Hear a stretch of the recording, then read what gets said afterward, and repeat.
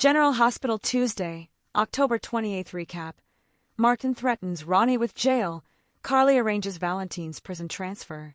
General Hospital GH recap for Tuesday, October 28 reveals that Martin Gray, Michael E. Knight, threatened Veronica Ronnie Bard, Erica Slazak, with jail time. Carly Spencer, Laura Wright, also arranged Valentin Cassidy's, James Patrick Stewart. So here's how all Tuesday's drama went down. At Jordan Ashford's, Tanisha Harper, place, she revealed that Portia Robinson's, Brooke Kerr, pregnancy was the reason she couldn't be with Curtis Ashford, Donnell Turner. Jordan explained how she connected the dots. So Curtis was grateful to her for spilling the baby news and dashed off to find Portia. At Isaiah Gannon's, Sandy Wilson, cabin, he handed Portia a glass of wine and left her looking uncomfortable. Isaiah and Portia landed in bed together, but he got called to the hospital and left the cabin key with her while she waited on him. Once Isaiah made it to GH, Curtis ran into the dock while he was there on his Portia search. In Anna Devane's, Finola Hughes' office, Jack Brennan, Chris McKenna, said her request to visit Valentin Cassidy, James Patrick Stewart, had been denied. Anna still wanted to team up with Brennan, but lack of trust was still a problem for him. That said, Brennan did offer up a little info from Valentin, since this was indeed a Faison-related project, and there was a connection to Jen Sidwell, Carla Rhoda. At the Metro Court, Jason Morgan, Steve Burton, confronted Carly since she'd been avoiding him. Carly downplayed that idea before facing Jason's questions about why she hadn't spilled anything to Jocelyn Jacks, Eden McCoy, or Brennan. After Carly pointed out that Jason told her not to, he was skeptical that Carly would actually listen to him. Carly ultimately claimed that Joss wouldn't listen to her either and suggested she just end up driving her daughter away. As for Jack, Carly basically argued that making Jack think they still had a happy relationship would protect Jocelyn, but Jason worried Brennan could find out he was getting played. Once Brennan appeared and noticed the tension, Jason took off. Brennan quizzed Carly, who admitted Jason was still giving her an earful about her boyfriend. Jack fished to find out if Jason had told Carly anything specific, but she acted like he hadn't. Talk turned to Lulu Spencer, Alexa Havens-Bruning, not letting Charlotte Cassidy, Bluesy Burke, have any more visits with Valentin. Carly claimed it was because the Switzerland trips were too far and would be disruptive to Charlotte's life. However, Carly suggested there was an easy fix that would allow more Charlotte visits so Brennan could pry more info out of Valentin. All Brennan had to do was get Valentin transferred to a WSB prison closer to home.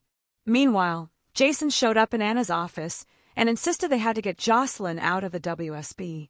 Anna didn't view that as a possibility, but she did think they could perhaps make sure Jocelyn worked under someone else who didn't give her such dangerous missions. Anna also gave Jason updates on what she'd learned from Brennan about Sidwell's link to Faison's project. Back at the Metro Court, Ned Quartermain, Wally Kurth, and Olivia Quartermain, Lisa Locicero, talked to Tracy Quartermain, Jane Elliott, about making peace with Ronnie, but Tracy refused at first. Nevertheless, Ned convinced Tracy that she should at least pretend to make peace, so she could get back under the Quartermain roof. Michael Corinthos, Rory Gibson, eventually joined the table and agreed, but first he took Jacinda Bracken, Paige Herschel, to Crimson. Outside Nina Reeves, Cynthia Watros' door, Jacinda had concerns about going to Nina for a job since she paid for Drew Kane's, Cameron Matheson, drugging.